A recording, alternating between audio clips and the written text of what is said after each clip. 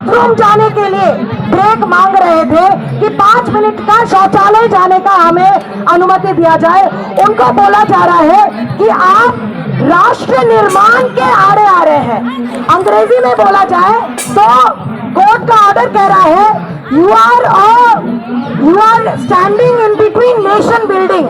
हम हैं जिनके हाथों से ये दुनिया बन रही है, उसका अधिकार मांगे तो कोर्ट बोल रहा है आप राष्ट्र निर्माण के आड़े आ रहे हैं। और वो साथी आज इधर है, यहाँ पे हनुमानगढ़ से और अलग अलग जगह से नरेगा के मजदूर आए हुए हैं। पिछले ही दिन हम देख रहे हैं नरेगा का जो एक्ट था, एक कानून था, एक एक्ट था कि हमारे देश में 100 दिनों का काम दिया जाए।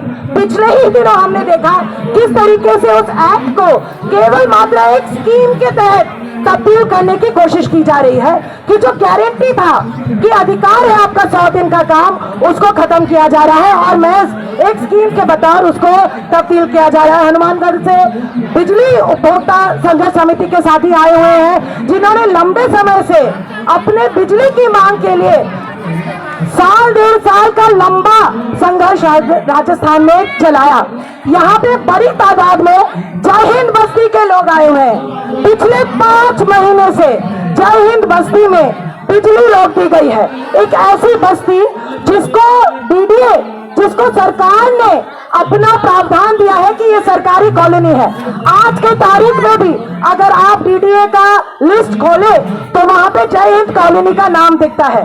माने डीडीए खुद कह रही है कि ये सरकार की खुद की परमिशन दी हुई एक कॉलोनी है। मगर हम क्या देख रहे हैं कि पिछले कई समय से हर 2 महीने जय हिंद कॉलोनी में जय हिंद को उठा देने का नोटिस आ रहा है और 5 महीने से वहां पे बिजली नहीं है। अगर हम सरकारी कॉलोनी में रह रहे हैं तो हमारे पास बिजली क्यों नहीं है? आज ये सवाल उठाने के लिए हमारे बस जय हिंद से नहीं, अलग अलग बस्ती के लोग आए हुए हैं कि हमारे देश में जिसे हम आवास का अधिकार कहते हैं, रहने का अधिकार, अंग्रेजी में कहा जाए तो हाउसिंग राइट, उसमें पानी का अधिकार और बिजली का अधिकार आता है। यहाँ पे और भी बस्ती से लोग आए हुए हैं जिनको हफ्ते में बस 1 दिन पानी मिलता है। पानी लेकर हमको रख देना पड़ता है कि उसको हम कैसे हफ्ता भर चलाए या पानी खरीदना पड़ता है।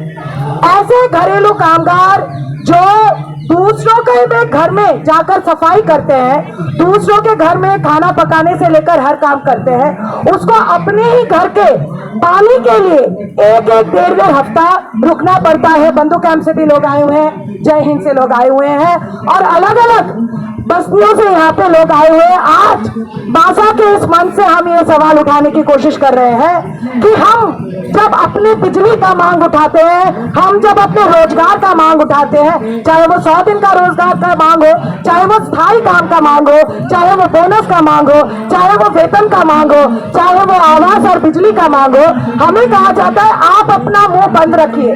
क्यों? क्योंकि आप देश के प्रति जो आपकी भक्ति है आप उसको दिखाइए। आप अपनी मांग को ना रखें, आप अपने स्वार्थ को ना देखें, आप देश के प्रति भक्ति दिखाइए। आप चुप रहिए और देश निर्माण के काम में लग जाइए। मगर आज हमारे देश के मेहनतकश लोगों का, आज हमारे बस्ती में रहने वाले साथियों का, आज हमारे देश में फैक्ट्री में, कारखानों में काम करने वाले मजदूरों का कर्तव्य है कि वो इन्हीं मांगों को उठाए। क्योंकि सरकार आपकी आवाज चुप करवाना चाहता है ये कहते हुए कि आपका काम अपनी मांग उठाना नहीं है, आपका काम केवल देशभक्ति है। मगर सरकार किसकी भक्ति कर रही है?